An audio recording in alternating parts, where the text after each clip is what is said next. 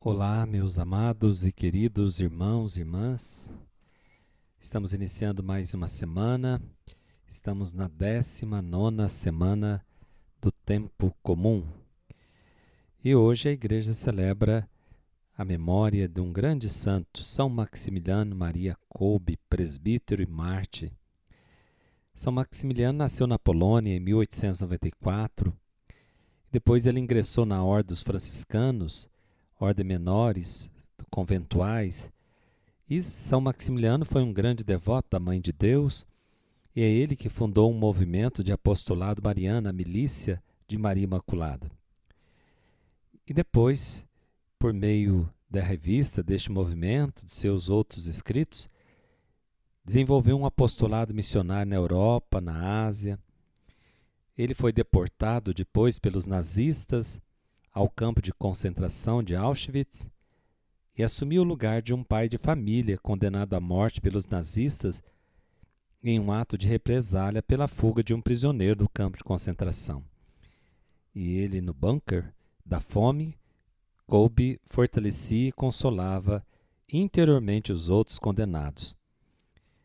E ao canonizá-lo, São João Paulo II o descreveu como mártir da caridade. Que ele interceda por nós. E hoje também em todo o Brasil, em muitas paróquias, inicia-se a Semana da Família e que Deus abençoe nossas famílias. Ouçamos o Evangelho que está em Mateus 17, de 22 a 27. Quando Jesus e os seus discípulos estavam reunidos na Galiléia, ele lhes disse: O Filho do Homem vai ser entregue nas mãos dos homens. Eles o matarão, mas no terceiro dia ele ressuscitará. E os discípulos ficaram muito tristes. Quando chegaram a Cafarnaum, os cobradores de impostos do templo aproximaram-se de Pedro e perguntaram: O vosso mestre não paga o imposto do templo? Pedro respondeu: Sim, paga. Ao entrar em casa, Jesus adiantou-se e perguntou: Simão, o que te parece?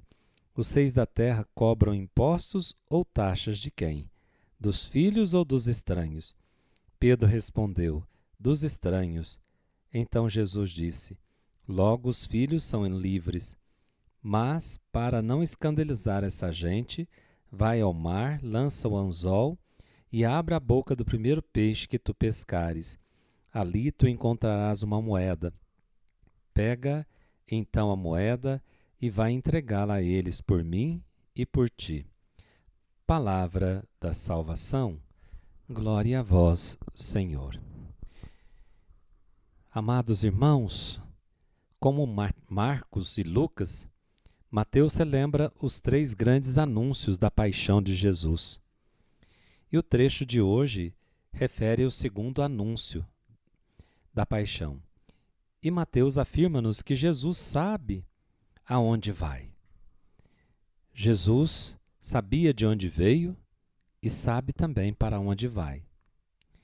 E depois de fazer o anúncio da paixão, Jesus se depara com Pedro, que havia sido questionado a respeito dos impostos.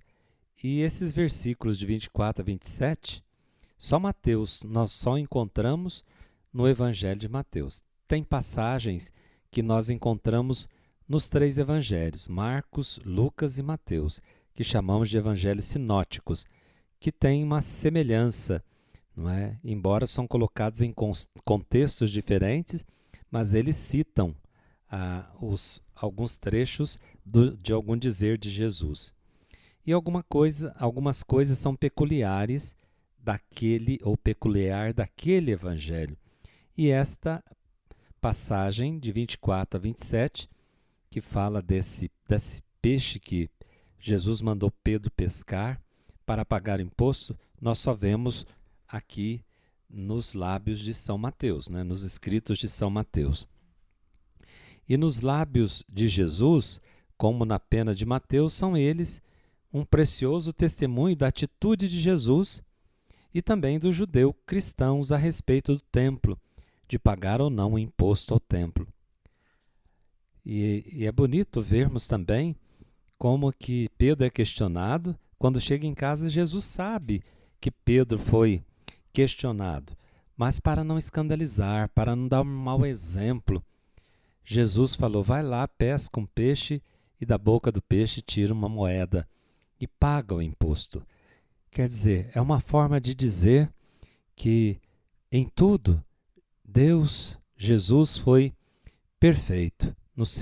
Não abriu brecha para que ninguém pudesse falar das suas atitudes, do seu jeito. Quem dera nós pudéssemos seguir o exemplo de Nosso Senhor, né? Pegando aqui um gancho, de ter uma vida ilibada, né? Que de tal maneira que nós pudéssemos em tudo dar um bom exemplo. Dar um bom exemplo em tudo. Às vezes nós damos bom exemplo em uma coisa, mas não damos exemplo em outra. Às vezes damos bom exemplo na casa, mas às vezes no nosso trabalho, nem sempre nos nossos negócios, nem sempre a gente dá um bom exemplo. Às vezes nós damos bom exemplo também enquanto estamos na frente dos outros, sozinhos, na forma de gerenciar a vida, pode ser que nem sempre nós damos esse bom exemplo. Então, pedir a Deus essa graça de nós darmos o bom exemplo para que a nossa vida não escandalize. Mas para não escandalizar essa gente, vai ao mar, lança o anzol, abre a boca do primeiro peixe que tu pescares.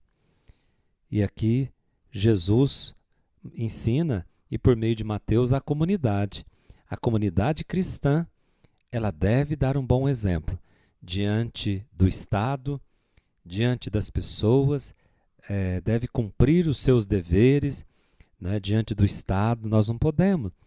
É o imposto que deve ser pago, o justo salário que deve ser pago, dar um bom exemplo em tudo e em todas as coisas.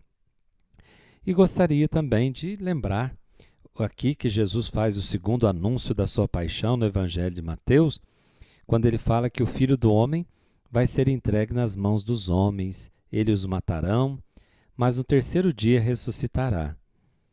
É humano ficar triste com a previsão de um sofrimento, mas Jesus não só faz uma previsão do sofrimento, como também já aponta para a certeza de que esse sofrimento será vencido. E Cristo não, de forma nenhuma, banaliza a dor, o sofrimento, ou é uma pessoa insensível em face da dor. Não, de forma nenhuma. Jesus ele próprio teve horror da morte. E fugir à dor não é um mal. Enfrentá-la para superá-la é um bem.